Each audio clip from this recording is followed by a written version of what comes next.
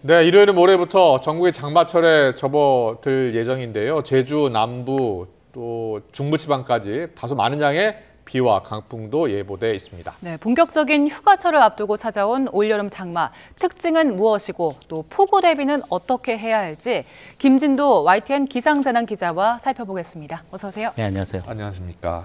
자, 지금 주말 그러면 일요일부터 장마가 시작되는 겁니까? 장마가 서서히 다가오고 있습니다. 다가오고 장마 있다. 전선이 북상하면서 장마권에 접어들 가능성이 높아지고 있는데 그렇군요. 위성 영상을 보면 그런 점이 좀 잘 보일 겁니다. 예, 지금 예. 보시면은요, 이게 우리나라 주변의 모습입니다. 네. 보시면 우리나라가 여기에 있고요. 네. 그리고 중국과 일본 쪽으로 해서 길게 전선 형태, 긴 동서로 구름대가 형성이 돼 있습니다. 저게 이게 장마전선이에요? 장마전선입니다. 아.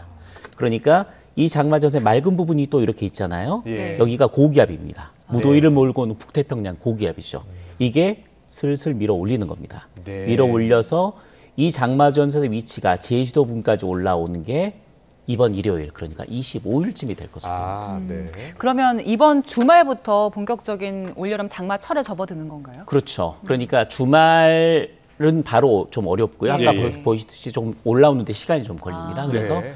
일요일 오전쯤에는 제주도가 장마권에 들 것으로 네, 보이고 네.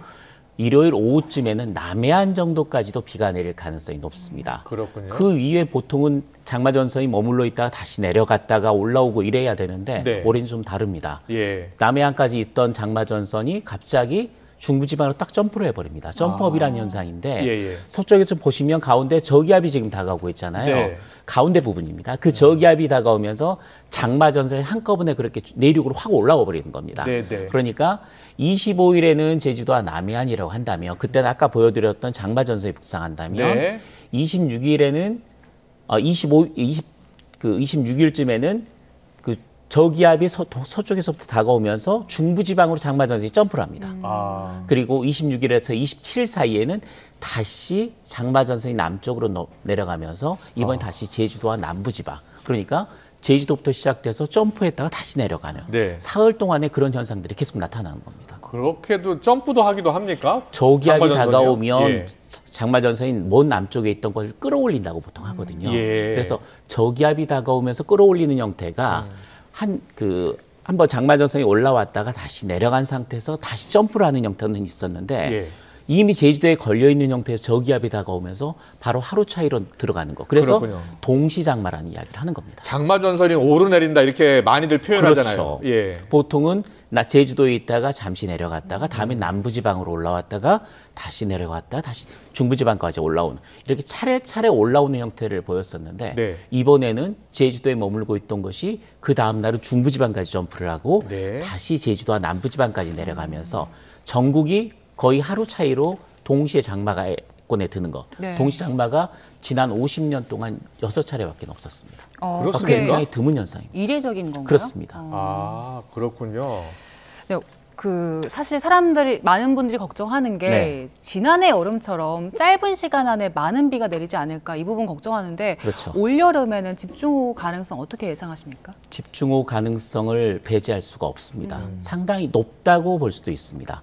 그러니까 올해 같은 경우는 여러 가지 현상이 좀 겹치는데 방금 보통은 같은 경우 제주도의 장마 19일쯤 시작이 되거든요. 네. 그런데 이번에 25일입니다. 6일 정도 늦어졌죠. 아. 그거는 아까 구름을 밀어올리던 장마전선을 밀어올리던 북태평양 고기압이 좀 늦게 확장한 건데 예, 예. 그 원인을 엘니뇨의 발달로 보고 있습니다. 그렇군요. 엘니뇨가 예. 발달하면서 좀 늦게 장마가 시작됐다. 대신 주로 이번에는 중부지방까지 올라왔다 다시 내려가긴 하지만 네. 주로 제주도와 남부지방에 주로 영향을 많이 줄 것이다. 특히 보시면 이번에 장마 시작 뒤에도 보시면은요, 첫날 제주도와 남해안 지방에 비가 내리고 중부지방에 비가 내린 뒤에 그 마지막 27일 정도쯤 되면 그게 다시 장마전선이 제주도와 남해안까지 내려가거든요. 근데 네. 이때 보시면 위에 있는 저기압에서부터 찬 공기가 내려옵니다. 네. 찬 공기가 내려오고 남쪽에서는 뜨거운 공기가 교차됩니다. 그리고 분홍색으로 표시된 게 뜨거운 공기고요. 네. 파란색으로 위에서부터 표시된 게 차가운 공기입니다. 아. 두 공기가 우리나라 남부지방에서 만나면 어떤 현상이 일어날까요? 예. 폭우구름이 발달합니다. 그럼 남부지방에 폭우 가능성이 있는 거예요? 폭우 가능성 있는 겁니다. 예, 그러니까 예. 이때는 기압계 배치상 남부지방이 적어도 시간당 30mm가 넘는 국지성 호우가 내릴 가능성이 상당히 높다. 그러니까 올해 장마도 장마 시작부터 국지성 호우를 동반한다. 이렇게 보시면 됩니다. 네, 알겠습니다. 근데 지금 27일까지만 전망을 해주셔서 그 네. 이유는 어떻게 됩니까? 잠깐 내려갈 겁니다. 잠깐 내려가는데 바로 또 올라옵니다. 그래서 주 후반에는 한 수요일, 목요일 정도 잠깐 괜찮다가 그때는 이제 전국이 다 맑은 겁니다. 그때는 무덥습니다. 무더위가 또 이전까지가 찾아오는군요. 불볕더위였다면 예. 이제는 본격적으로 북태평양 고기압이 올라가서 뜨겁고 습한 공기를 계속 물어넣기 때문에 습도가 높아지는 불볕더위가 아니라 찜통더위, 무더위가 되는 형태가 그렇군요. 됩니다. 예. 그런데 주 후반에 오는 거는 또 한 가지 변수가 있습니다. 태풍이 발생해서 올라올 수가 있는데 태풍이 우리나라에 직접적으로 영향을 주지는 않을 겁니다. 예. 뭐 타이완 부근 쪽에서 소멸할 가능성이 상당히 높은데 이 태풍이 몰고 왔던 수증기 구름이 만일에 우리나라 주변에 형성될 장마 전선에 공급이 된다면 또 호우입니다. 그렇군요. 그때는 예. 이번보다 더 많은, 더 강한 비가 내릴 가능성이 상당히 높습니다. 네. 7월부터 본격적으로 휴가철에 접어드는데 네. 이번 장마는 얼마나 길게 갈까요? 보통은 장마가 한 달 정도라고 보시면 됩니다. 네. 장마의 기간은. 그러니까 장마가 최근 들어서는 최근 20년 정도 될 때는 좀 늦게 시작되고요. 예. 네. 그만큼 늦게 끝납니다. 그러니까 예. 장마 기간은 한 달 정도가 계속 유지가 되는 거죠. 그러면은 지금 오늘이 23일이니까 7월 25일. 그렇죠. 올해부터 25일 정도쯤에 시작하니까. 예. 끝나야 되는 건데 최근 3년 동안 좀 특이한 현상들이 있었습니다. 어떤 현상이었습니까? 2021년도에 동시장마가 시작이 됐는데요. 예. 장마 시작된 게 7월 3일이었습니다. 네. 그런데 늦게 시작됐죠. 굉장히 늦게 시작이 됐는데 그 시작된 장마가 관측 사상 가장 늦게 끝났습니다. 8월 초에 끝났습니다. 길게 예. 간 거고. 그렇죠. 그래서 덥지가 않았던 거죠. 아주 더웠던 때 비가 내렸던 겁니다. 네. 그런데 그 다음에는 어떤 현상이 있었냐면 그 중부지방 쪽으로만 비가 내렸습니다. 예. 근데 굉장히 짧게 끝나버렸습니다. 장마가. 그런 네네. 경우도 있었고요. 예. 지난해 같은 경우는 어떤 식으로 했었냐면 먼저 장마가 됐고 장마가 끝났다, 무더위가 시작된다라고 했는데 바로 다시 장마가 시작됐습니다. 2차 장마라는 말이 붙을 정도로 네. 중부지방에 굉장히 많은 비가 내리는 현상들이 나타났거든요. 그렇군요. 그런 것처럼 최근 들어서 장마기가 굉장히 변화무쌍하다. 네. 시기적으로도 그렇고 형태도 그렇고 내리는 비의 강량도 그렇고 굉장히 변화무쌍한데 올해 같은 경우 기상청이 예측하기로는 주로 남부 제주도 지방에 굉장히 많은 비가 내릴 것이다. 원인은 엘니뇨의 발달이다. 예. 이렇게 보고 있습니다. 자, 지금 뭐 중부도 그렇고 남부도 그렇고 집중호우에 대비를 해야 될 것 같은데 작년 여름에 강남에 워낙 많은 비가 내렸잖아요. 그렇죠. 그런데 워낙 강남 지대가 낮다고 하지 않았습니까? 어떻게 대비를 해야 되는 겁니까? 그러면? 당장 거대한 시설을 만들어서 그걸 막을 수는 없습니다. 예. 지난해 일어났던 일이고 1년 만에 그걸 할 수는 없는 상황인데요. 네. 그렇기 때문에 최근 들어서 많이 하고 있는 것이 지하 건물들, 지하 빌딩들, 지하실이 있는 빌딩 같은 경우 차수막을 설치를 합니다. 차수막 설치. 예. 차수막을 설치를 하면 비가 유입되는 걸 막을 수 있기 때문에 당장의 피해를 줄일 수가 있고요. 예. 또 차수막 설치를 안 된 지역들 같은 경우는 모래 주머니 같은 걸 준비를 해서 네. 충분히 사전에 물이 넘어올 수 있는 것들을 막는 그런 현상, 그런 방법밖에는 현재는 없습니다. 그렇군요. 또 예. 사전에 배수 시설도 충분히 점검을 해야 될 것 같아요. 그래야 될 것 같고요. 네. 지금 주택 침수도 많이 됐었잖아요. 그렇습니다. 주택 침수가 그때 시간당 100mm 이상의 비가 내리면 예. 어느 지역이라도 아무리 배수 시설이 잘 돼 있더라도 큰 피해가 날 수밖에 없습니다. 하지만 네. 사전에 배수 시설을 충분히 점검하고 확충하고 차수막을 설치하거나 모래주머니로 막는다면 그 피해를 최소한으로 낮출 수는 있겠죠. 예. 네. 워낙 변화무쌍해졌기 때문에 대비를 잘 해야 될 것 같고 지난 10년 동안 있었던 태풍 보니까 7월 한 달에 네. 하나 정도가 하나 평균적으로 정도가 왔죠. 왔더라고요. 네. 올해는 어떨까요? 보통 태풍이 영향을 주는 게 6월은 거의 없고요. 예. 7월부터 태풍이 올라오기 시작해서 8월이 7월보다 조금 더 늘어납니다. 네. 그런데 최근에는 9월, 10월 태풍까지 그렇죠. 나타나고 9월, 10월에 있습니다. 태풍이 많이 왔어요. 그렇기 때문에 앞으로는 이제 태풍이 시작됐다. 태풍이 이제 우리나라로 올라올 수 있는 가능성은 있습니다. 7월부터는요. 네. 태풍 대비해야 되겠고요.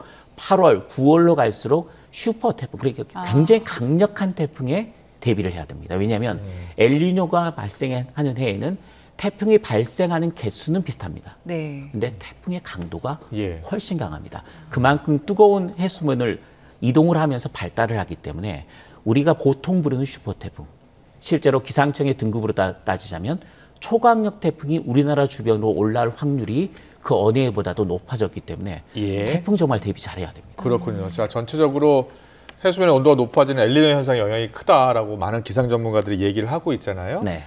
그런데 지금 말씀 들어보면 이번 장마도 집중호우를 동반할 것으로 보고 있잖아요. 그동안은 마른 장마 이야기했는데 이제는 정말 집중호우를 동반한 그런 장마를 대비해야겠네요. 그러니까 장마가 굉장히 변화무쌍했다라는 말이 정확합니다. 왜냐하면 예.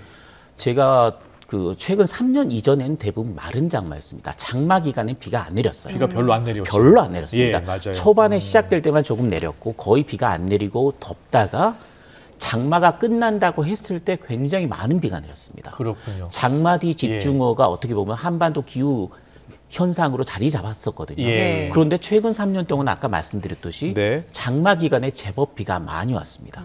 피해가 날 정도로 비가 많이 왔고요.